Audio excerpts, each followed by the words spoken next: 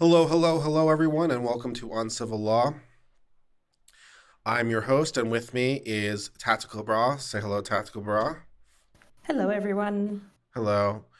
And we have a wonderful selection of stories for you today. We are going to start with executive privilege, per Tactical's request, because I love to accommodate her.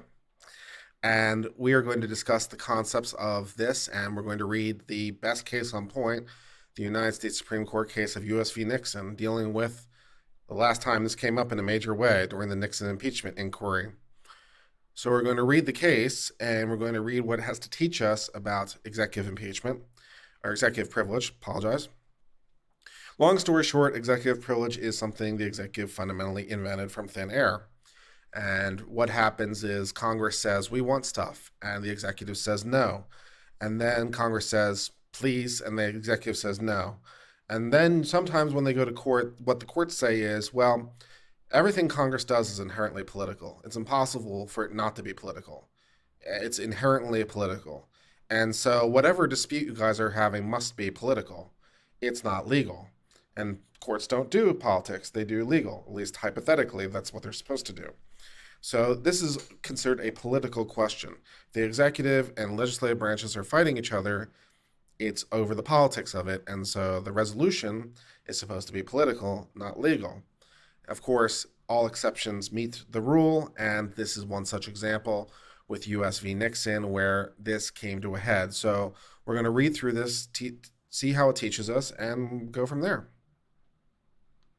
I think one of the other things that the judiciary doesn't like is that Congress and the executive are co-equal, and then the judiciary is being asked to be the tiebreaker, and they really don't like choosing a winning side for two co-equal branches of government.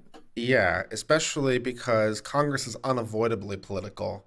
And I guess hypothetically, you could say the executive is at least partially separated from political, but it's considered a political branch. So you got two branches of government that are political and one that's legal. It's like, do you want the legal branch picking a political winner? That doesn't go over very well. So, yeah, they try to avoid that when they can.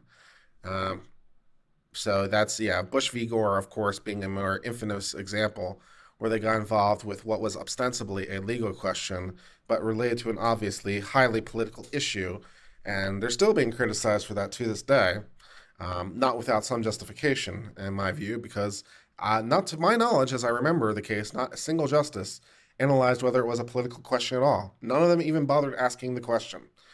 But that's a thing that happened. So we're going to read US v. Nixon and see what it has to teach us about the issue of whether or not President Nixon needs to turn over tapes of recordings that were recorded in the White House to Congress, tapes which may be damaging to him.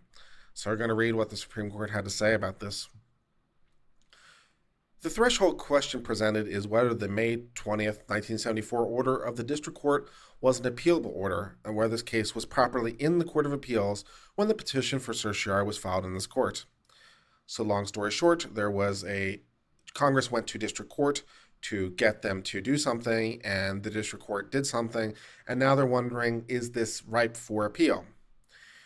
The Court of Appeal jurisdiction under 28 U.S.C. 1291 encompasses only final decisions of the district courts.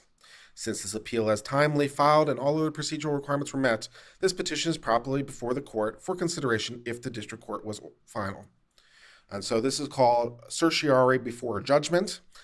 In this context, before judgment means before the judgment of the Court of Appeals, not before the judgment of the district court. And this happened relatively recently in the census case, where the people who are challenging that went straight from district court right to the U.S. Supreme Court because of the importance of the case. So it's not a usual process, but it is allowed for in the rules. The finality requirement of 28 U.S.C. 1291 embodies a strong congressional policy against piecemeal reviews and against obstructing or impeding an ongoing judicial proceeding by interlocutory appeals. This requirement ordinarily promotes judicial efficiency and hastens the ultimate termination of litigation. In applying this principle to an order denying a motion to quash and requiring production of the order pursuant to a subpoena docus it has been repeatedly held that order is not final and hence not appealable. So they're saying that certain things are not appealable um, even though you might think they should be because, just because of policy reasons. So, they're saying that this is an example of something that might not be appealable. This court has consistently held the need for expedition in the administration of criminal law justifies putting one who seeks to resist the production of desired information to a choice between compliance with trial court order to produce prior to any review of that order and resistance to the order with the concomitant possibility of adjudication of contempt. The requirement of submitting to contempt, however, is not without exception. In some instances, the purposes of underlying the finality rule requires a different result. So the Supreme Court is saying most of the time, if you disagree with this, you just have to not submit it. You have to go under contempt, and you have to hope it's going to all work out in the end. But they're saying, well, we might want an exception to that rule under certain circumstances, like the one before us, perhaps. For example, in Perlman versus United States, a subpoena that had been directed to a third party requesting certain exhibits, the appellant, who owned the exhibits, sought to raise a claim of privilege. The court held ordering compelled production was appealable because it is unlikely the third party would risk a contempt citation in order to allow immediate review of the appellant's claim of privilege. That case fell within a limited class of cases where denial of immediate review would render impossible any review whatsoever of the individual claims. Here, too, the traditional contempt avenue to immediate appeal is particularly inappropriate due to the unique setting in which the question arises. To require the President of the United States to place himself in a posture of disobeying an order of a court merely to trigger the procedural mechanism for review of the ruling would be unseemly and would present an unnecessary occasion for constitutional confrontation between two branches of government. Similarly, a federal judge should not be placed in the posture of issuing a citation to the president simply to invoke a review. The issue of whether a president can be cited for contempt could itself endanger protracted litigation and would further delay both review of the merits on his claim of privilege and the ultimate termination of the underlying criminal action for which the evidence is ordered. The appeal from this order was therefore properly in the Court of Appeals, and the case is now properly before this court. So they're saying normally you would have to just suffer the pain of, going under contempt, but we're not going to do that because if we did that here, that would be dumb. So always a good standard, I suppose. Fair enough. Judiciability. We have jurisdiction. Judiciability is, can we render a decision? We have jurisdiction, but do we have actual power to do anything? So that's judiciability. Let's see what the court says. In the district court, the President's counsel argued the court lacked jurisdiction to issue the subpoena because the matter was an intra-branch dispute between a subordinate and superior officer of the executive branch, and thus not responsible to judicial resolution. That argument has been renewed in this court with emphasis on the contention the dispute does not present a case or controversy which can be adjudicated in the courts. The President's counsel argues federal courts should not intrude into areas committed to other branches of government. That would be your political question doctrine right there. If this is a political issue, the court should stay far, far away. He views the present dispute as essentially a jurisdictional dispute within the executive branch, which he analogizes to a dispute between two congressional committees. Since the executive branch has exclusive authority and absolute discretion to decide whether to prosecute a case, it is contended that the President's decision is final in determining what evidence is to be used in a given criminal case. Reasonable argument goes to unitary executive theory. The President has all the power. Although his counsel concedes the President has delegated certain specific powers to the special prosecutor, he has not waived nor delegated the special prosecutor the President's duty to claim privilege as to all other materials which fall within the President's inherent authority to refuse to disclose to any executive officer. So this special prosecutor is a person within the executive authority, therefore reports to the President, and therefore if you buy the unitary executive theory, the President can order him to do anything.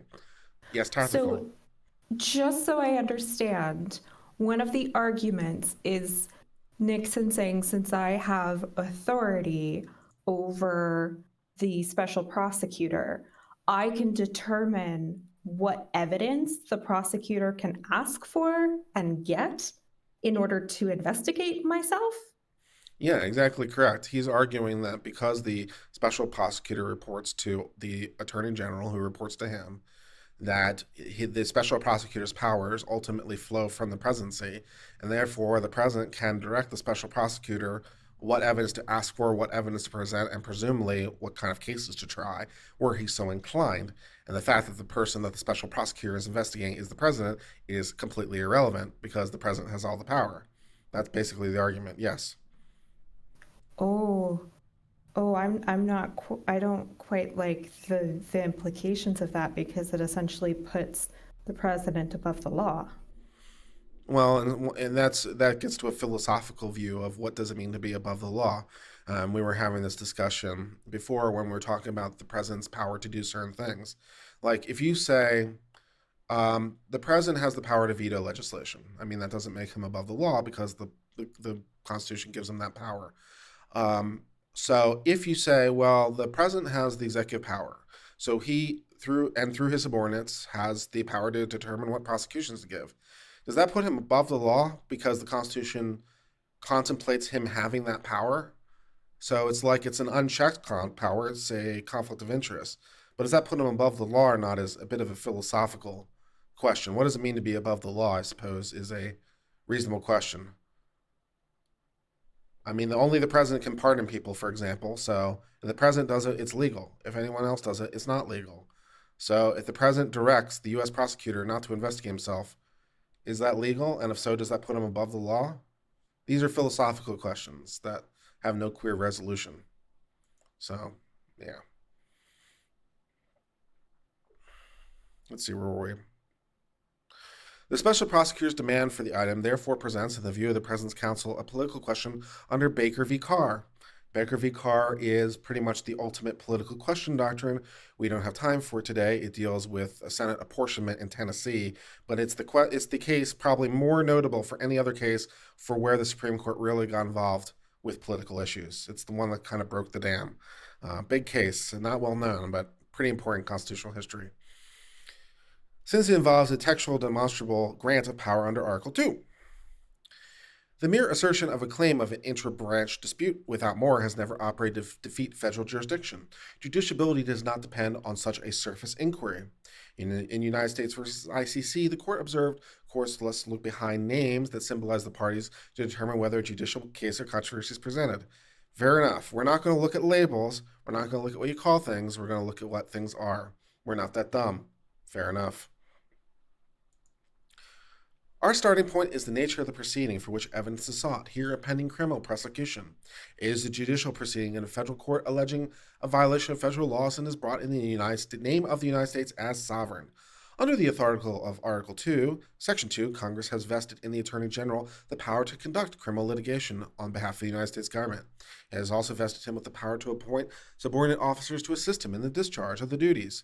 Acting pursuant to those statutes, the Attorney General has delegated the authority to represent the United States in these particular matters to the Special Prosecutor with unique authority and tenure. The regulation gives Special Prosecutor explicit powers to contest the invocation of executive privilege in the seeking of evidence deemed relevant to the performance of those duties. So long as the regulation is extant, it has the force of law. The regulations of the Attorney General delegated certain of his discretionary powers to the Board of Immigration Appeals and require the Board to exercise its own discretion on appeal in deportation cases. The Court has held, so long as the Attorney General regulations remain operative, he denied himself the authority to exercise the discretion delegated to the Board, even though his original authority was his, and he could reassert it by amending the regulation. Interesting idea. So the Attorney General has the power to create certain subordinate officers, as one would imagine. And he has the power to create regulations, as one would imagine. Those regulations, once they go into the Code of Federal Regulations, the CFR, are laws. They are subordinate to statutes, but they are still laws. They have the force of law. And that's what they're talking about. So it's like, okay, well, you did have this power, but there's this regulation that says this. It went through a process in the Administrative Procedures Act to become law. It is now law. And until it's changed, which you can do by changing the regulation, but until that happens, it binds you. You have bound yourself. And so you can't just pull that back on a whim. You'd have to change the regulation. I like that reasoning very much. Let's see, where were we? Here, as in Accardi, it's theoretically possible for the Attorney General to amend or revoke the regulation defining a special prosecutor's authority, but he's not done so. So long as the regulation remains in force, the executive branch is bound by it. And indeed, the United States, as a sovereign composed of three branches, is bound to respect and enforce it. Moreover, the delegation of authority to the special prosecutor in this case is not an ordinary delegation by the Attorney General to a subordinate officer.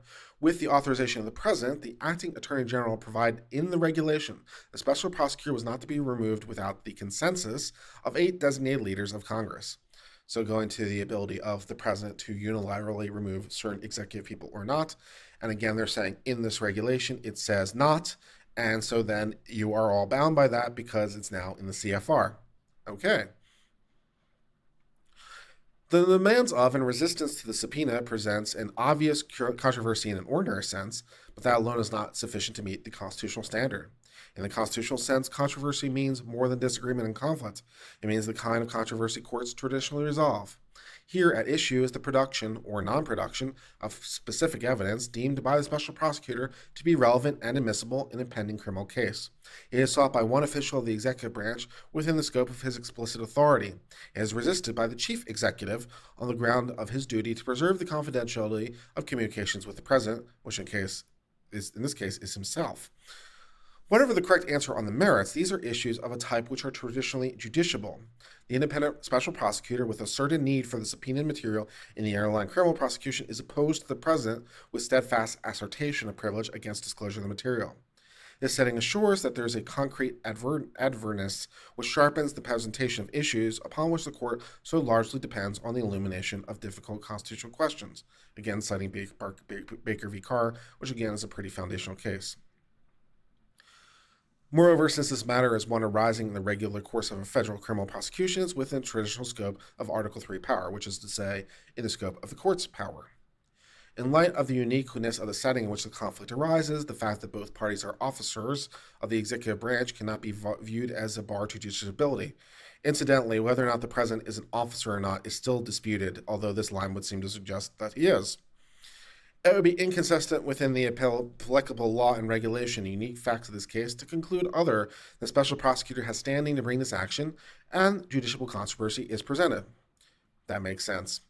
Tactical, any more questions so far? No. Okay. The subpoena ducis tedium, in other words, the subpoena for stuff, is challenged on the ground that special prosecutor failed to satisfy the requirements of the Federal Rules of Criminal Procedure, which governs the issuance of subpoenas ducis tedium in federal criminal proceedings. If we sustain the challenge, there would be no occasion to reach the claim privilege asserted with respect to the subpoenaed material. Thus, we turn to the requirements of whether the rule has been satisfied. A subpoena may also command a person to whom it is directed to produce books, papers, documents, or other objects. The court on motion may quash or modify the subpoena if compliance would be unreasonable or oppressive. The court may then direct that the books, papers, documents, or objects designated in the subpoena be produced before the court at a time prior to trial or prior to the time when they're offered to evidence, and may, upon production, permit the books, papers, documents, or other objects or portions thereof to be inspected by the parties and their attorneys. A subpoena for documents may be quashed if their production would be unreasonable or oppressive, but not otherwise. Interesting. The leading case in this court's interpretation of this standard is Bowman-Derry. This case recognized certain fundamental characteristics of the subpoena ducis tedium in criminal cases. It was not intended to provide a means of discovery for criminal cases. Its chief innovation was to expedite the trial by providing a time and place before trial of inspection of subpoena material. As both parties agreed, the case decided in the wake of Bowman have generally been followed Judge Weinfeld's formulation, United States versus Isaiah, as the required showing. Under this test, in order to require production prior to trial, the moving party must show the documents are evidentiary and relevant. They're not otherwise procurable reasonably in advance of trial by exercise of due diligence, and the party cannot properly prepare for the trial without the production and inspection in advance, and failure to obtain such inspection may unreasonably delay the trial, and this application is made on good faith and is not a fishing expedition. Against this background, the special prosecutor, in order to carry his burden, must clear 3 hurdles: relevancy, admissibility, and specificity. Our own review of the record necessarily affords a less comprehensive review of the total situation than was available to the trial judge, and we're unwilling to conclude the district court erred in the evaluation of the special prosecutor's showings under the rule. Our conclusion is based on the record before us, much of which is under seal. Of course, the contents of the subpoenaed tapes could not at that stage be fully described by the prosecutor, because he doesn't have them, so he doesn't know what's on them. but there was sufficient likelihood that each of the tapes contains conversations relevant to the offense charged in the indictment. With respect to many of the tapes, the special prosecutor offered the sworn testimony or statements of one or more participants in the conversations as to what was said at the time. We also conclude that there was sufficient preliminary showing that each of the subpoenaed tapes contains evidence admissible with respect to offenses charged in the indictment. The most cogent objection to the admissibility of tapes conversations here is issue that they are a collection of out-of-court statements by declarants who will not be subject to cross-examination, and the statements therefore are inadmissible hearsay. Not that that matters that much at a grand jury proceeding. Here, however, most of the tapes apparently contain conversations to which one or more of the defendants in the indictment were a party. The hearsay rule does not automatically bar all out-of-court statements by a defendant in a criminal case. Declaration by one defendant may also be admissible against another defendant upon sufficient showing by independent evidence of conspiracy among one or more of the defendants, and a declaration if the declarations at issue were in furtherance of that conspiracy. The same is true of declaration of co-conspirators who are not defendants in the case. Recorded conversations may also be admissible for limited purposes of impeaching credibility of any defendant who testifies or any co-conspirator who testifies. So that's always a helpful thing to know if you're ever planning on testifying in your own behalf. If they can't bring the evidence in, they can still impeach you with it. So, like, say, for example, there is a tape recording of you making a confession, but the tape is thrown out and not being able to brought into evidence for some reason, okay? So then you get on the stand and say, I never did that thing. And then the prosecutor says, well, that's really interesting. I just happen to have this tape here, and I'd like to play it to refresh your recollection. And they play it. And the defense lawyer says, objection, this was excluded. And the prosecutor says, I'm not offering it as evidence. I'm offering it merely for the purpose of trying to refresh the recollection of the witness. Is the witness's recollection now refreshed? And we move on with our lives. And of course, the jury has heard this non-evidence evidence, so it doesn't really matter. But that's the rules for you. Don't lie under oath. Good tips. Oh, wow. Here, however, there are other valid potential evidentiary uses for the same material, and the analysis and possible transcription of the tapes may take a significant period of time. Accordingly, we cannot conclude the district court erred in authorizing the issuance of the subpoena ducis tedium. Enforcement of a pretrial subpoena ducis tedium must necessarily be committed to the sound discretion of the trial court. That is a big statement of, we don't want a piece of this. The district court gets discretion. We're not going to look at it. We don't care. Please don't ask us. We don't want a piece of this. Go away. Fair enough. Since the necessity for the subpoena must also often determine upon determinations of factual issues. Without determination of arbitrariness or the trial court finding was without record support, an appeal court will ordinarily not disturb a finding that the appellant for a subpoena complied with the rule. Please don't ask us. We don't want a piece of this. In this case, however, where a subpoena is directed to the President of the United States, appellate review, in deference to the coordinate branch of government, should be particularly meticulous so as to ensure the standards of the rule have been correctly applied. From our examination of the material submitted by the special prosecutor to the district court in support of the motion for the subpoena, we are persuaded that the district court's denial of the President's motion to quash was consistent with the rule. We also conclude the special prosecutor has made a sufficient showing to justify a subpoena before trial. The subpoena materials are not available from any other source, and their examination and processing should not await the trial in the circumstances shown. Having determined that the requirements of the rule were satisfied, we turn to the claim the subpoena should be quashed because it demands confidential conversations between the President and his close advisors that would be inconsistent with the public interest to produce. This is where they're going to get into the executive privilege issue. The first contention is a broad claim that separation of powers doctrine precludes judicial review of a president's claim of privilege. The second contention is that if it does not prevail on the claim of absolute privilege, the court should hold as a constitutional law the privilege applies over the subpoena ducis tedium. In other words, there is a privilege called this executive privilege which exists and is more important than the subpoena ducis tedium. Okay, let's see what the court says. In performance of its assigned constitutional duties, each branch of the government must initially interpret the Constitution, and interpretation of its powers by any branch is due great respect from the others. The President's Counsel, as we've noted, reads the Constitution as providing an absolute privilege of confidentiality for all the presidential communications. Many decisions of the court have unequivocally reaffirmed the holding of Marbury versus Madison. That's pretty foundational, right?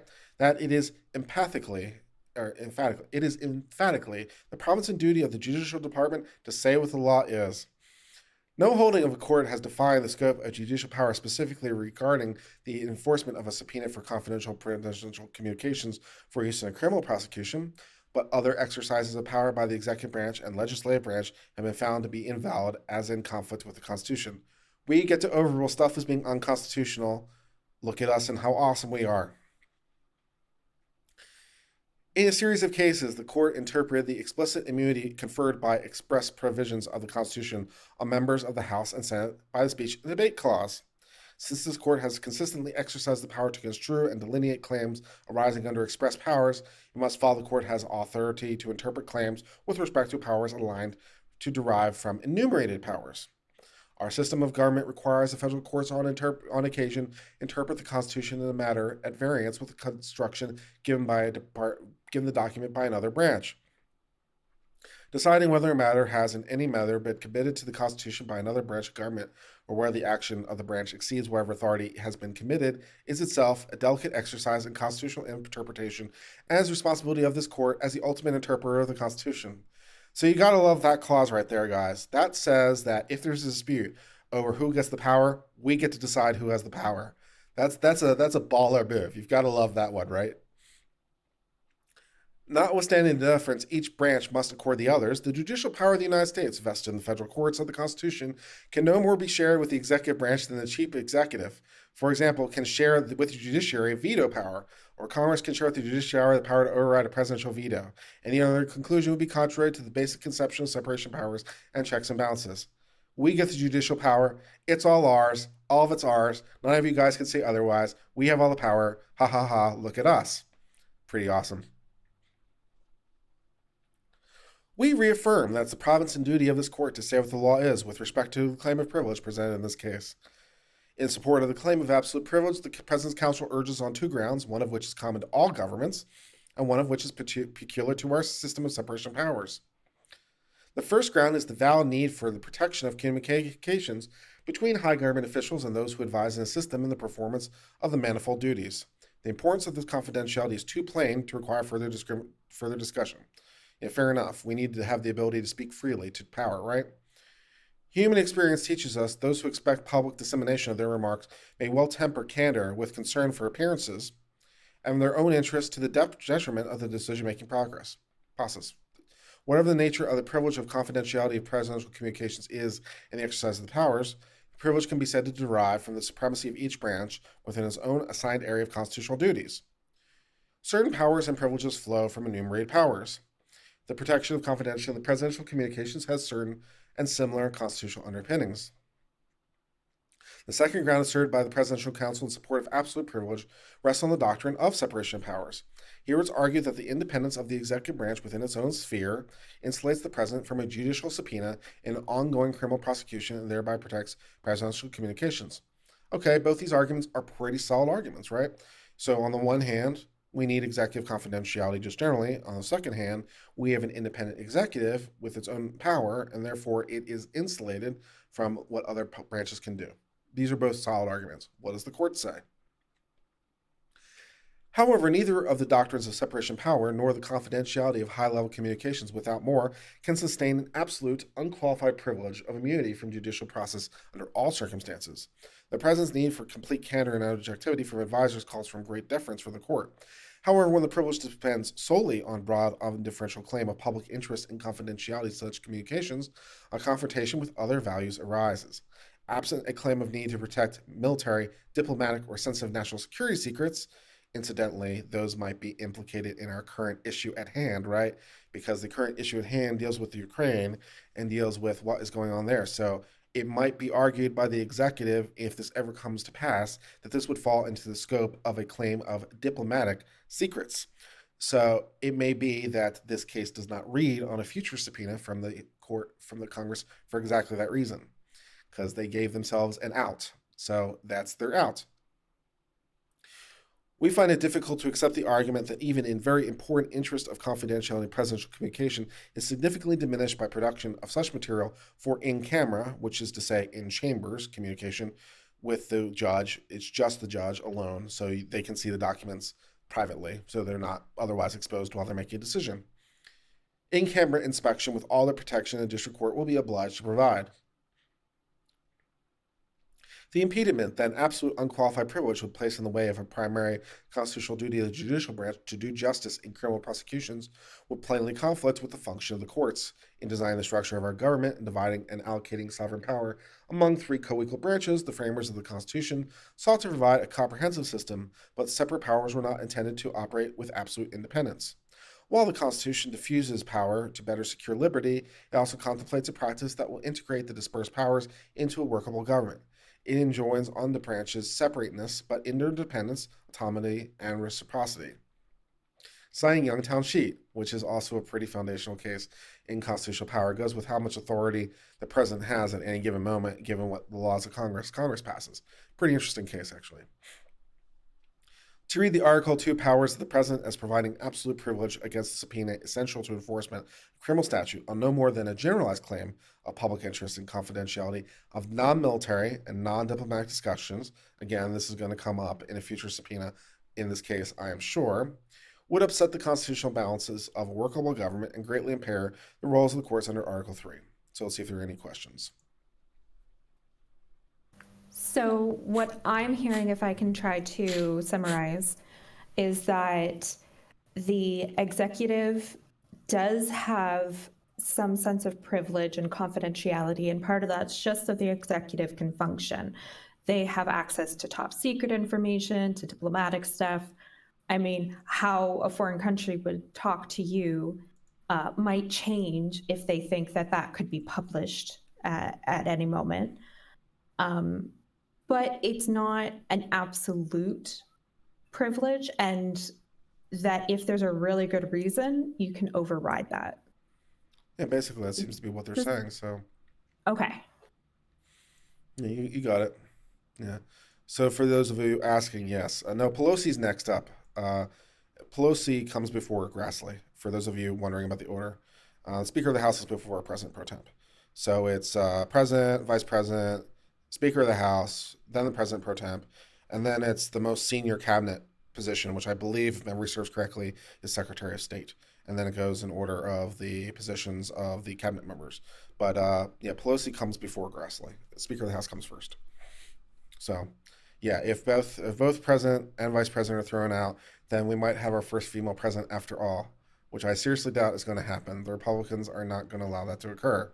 So I think President Pence is the most likely option if this goes this far. We'll see. Carrying on.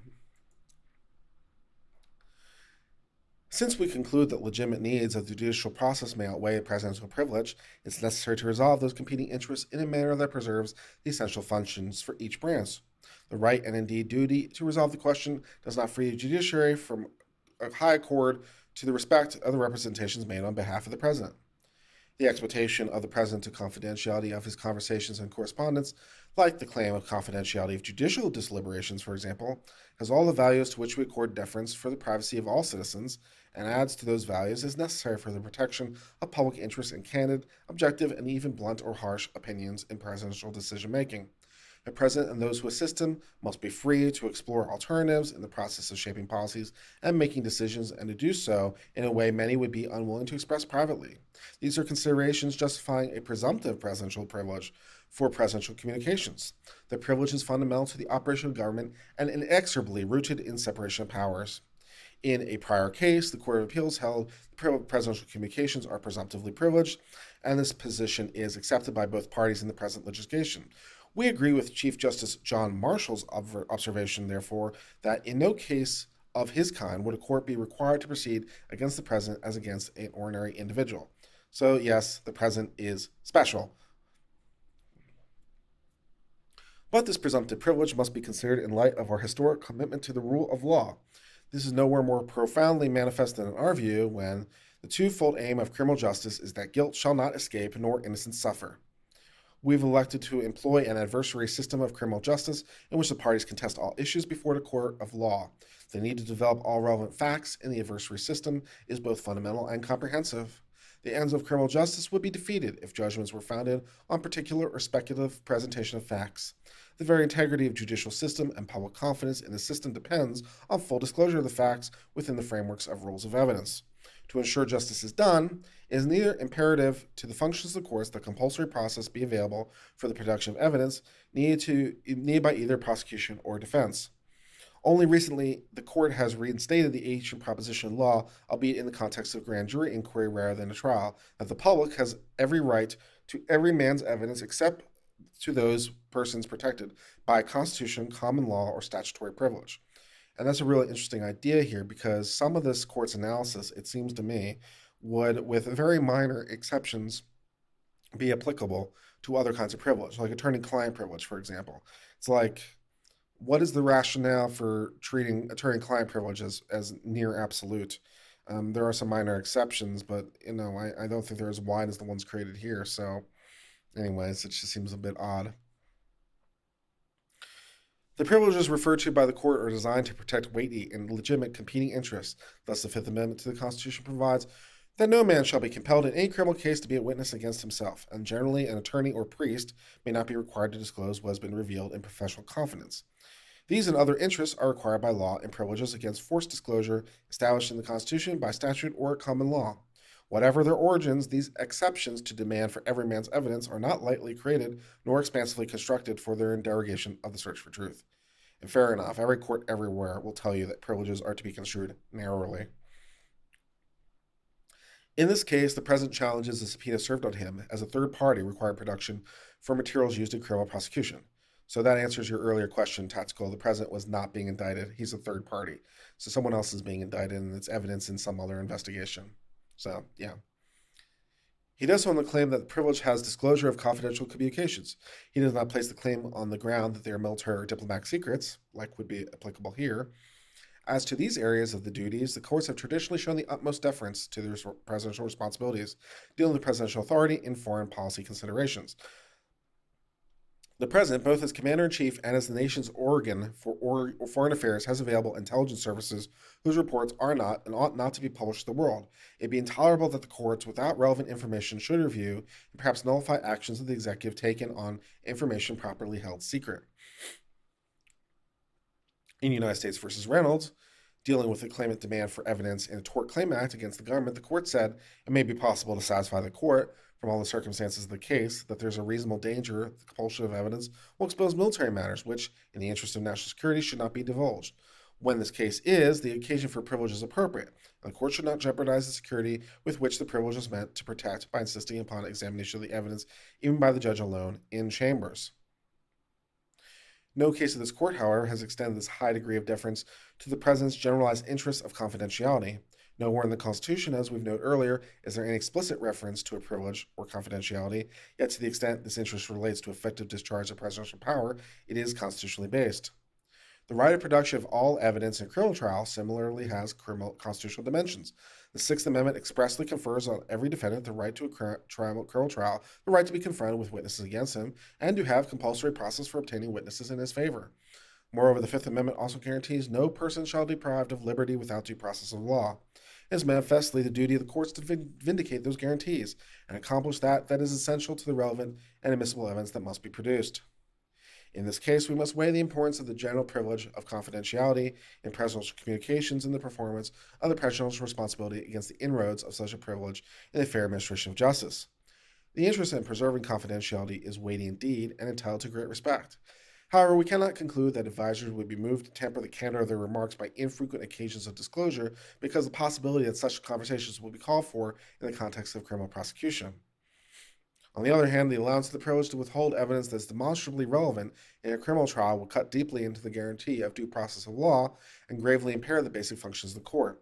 A president shall acknowledge the need for confidentiality in the communications of his office is general in nature, whereas the constitutional need for the production of relevant evidence in a criminal proceeding is specific and central to a fair adjudication of a particular criminal case in the administration of justice. Without specific access to facts, a criminal prosecution may be frustrated. The presidential broad interest in confidential communications will not be vindicated by disclosure of a limited number of confidential conversations preliminarily shown to have some bearing on a permanent pending case. We conclude that when the ground for asserting privilege as a subpoena material sought for use in criminal trial is based on only a generalized interest in confidentiality, it cannot prevail over fundamental demands of due process in law. for criminal justice. The generalized assertion of privilege must yield to the specific need for evidence in a pending criminal trial.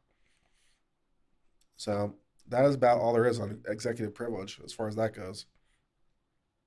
So they're Unless, saying that the best way to overrule executive privilege is by showing that it's essential and specific to that criminal matter.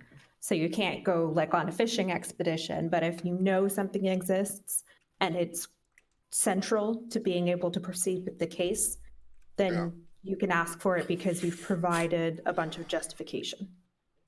Now, what's interesting here for me is that all this is relating to the special prosecutor, who is an executive branch official. So again, you could make a differentiation on this case versus Congress. So you could make a distinguishment that if Congress is requesting information, it is different somehow than if another member of the executive branch is requesting. Because Congress doesn't do criminal law. Everything they do is political. Stuff they uncover can be used criminally for sure, but they don't do criminal law. So the rationales that apply here when it comes to criminal justice don't necessarily apply. Excuse me. Don't necessarily apply to Congress because what Congress does is not criminal. So you can make a differentiation based on that. So if Congress attempts to subpoena certain information, the president says nah, they have at least two arguments that we've seen so far. They can argue A, it relates to diplomatic matters because it clearly does. So like Congress might want to subpoena other diplomatic conversations the president has had. And he could say quite legitimately, well, these are diplomatic matters, therefore they're excluded out of this case. And I think he'd be right. You could also argue that Congress is what they're doing is not a criminal prosecution. I'd be right. So he has two lines of argument, seems to me, for some confidentiality. So, yeah. For me, and I understand that this is more philosophical rather than legal, but if the DOJ's position is not to indict a sitting president, and in order to impeach the president, you have to present evidence, but the president can block you from obtaining evidence. It creates this like circle of chasing your own tail because the only way that you can command the evidence is through a criminal proceeding, but you can't proceed with the criminal proceeding until you have the impeachment. And I don't like the catch-22.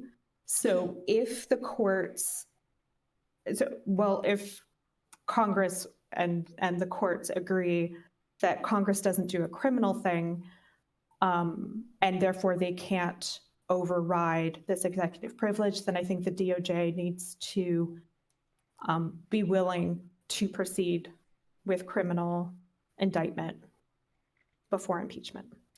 Yeah, fair enough. First, totally off topic. Hi, Nate Brody.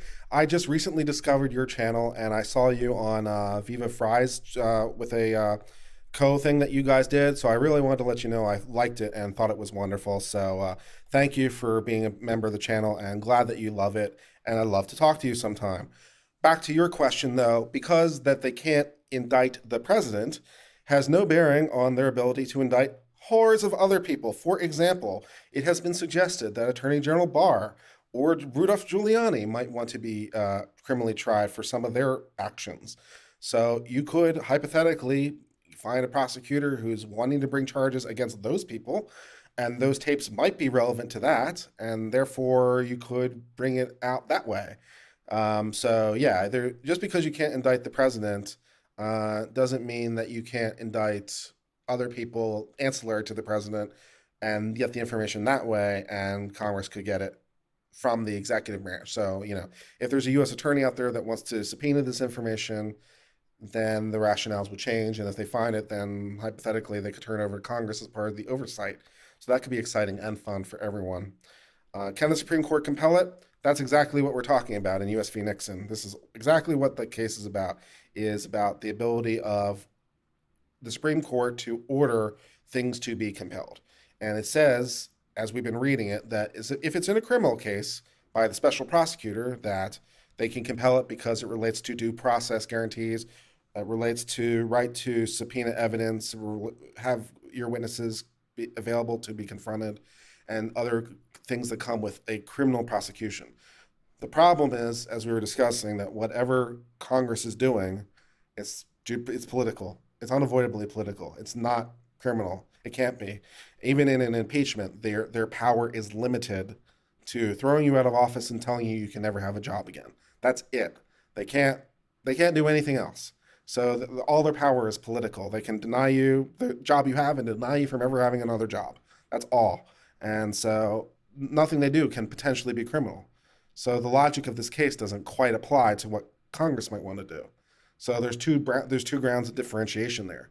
And as Tactical points out, the fact that the president is immune from indictment might be a problem. Although, again, this is an issue where the attorney general seemed to suggest that Mueller was wrong, that he couldn't make a determination on the criminal case. Because you remember Mueller said that he could not even come forward with a determination as to whether or not a crime had been committed. Um, the attorney general said that was wrong, and he could have. He just couldn't indict. And what one of the things grand juries do, other than indictments, is investigate. They have other powers, just other than investigating. They can do investigations for other purposes. So hypothetically speaking, I suppose you could compel a grand jury to do a criminal investigation, not to indict, just to investigate, and then it would be a criminal investigation a la the police, and then they could get information for the process of justice. So I guess it would depend on how ballsy a prosecutor is somewhere, whether or not they want to do any of those things. So, yeah.